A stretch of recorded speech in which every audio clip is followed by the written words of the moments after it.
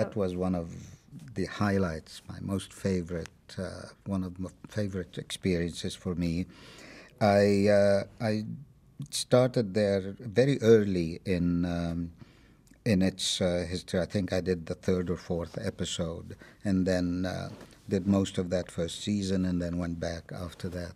I remember I was shooting. I was working on the Facts of Life when they were doing the pilot for WKRP, and we were both shooting at KTLA, I think, at that time. And during a lunch break, I wandered over to the WKRP set, and they were rehearsing a scene, one of the iconic scenes in the pilot, when Johnny Fever says the word he wasn't supposed to say, which is booger. And I was watching that rehearsal, and there was such a special energy to that show.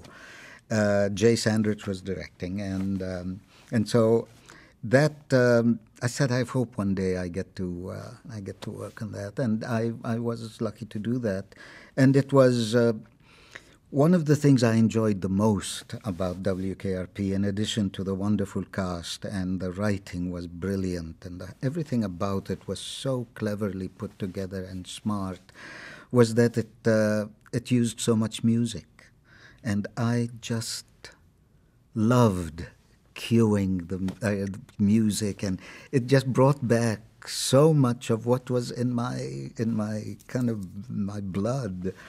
I remember one particular episode where Johnny Fever takes the midnight shift, and he's alone at the station. It's very dark, and he's just is kind of talking and very quietly, and then he cues the music to, I think it was Van Morrison's "The Mystic," "Into the Mystic." Am I correct? I hope I'm not.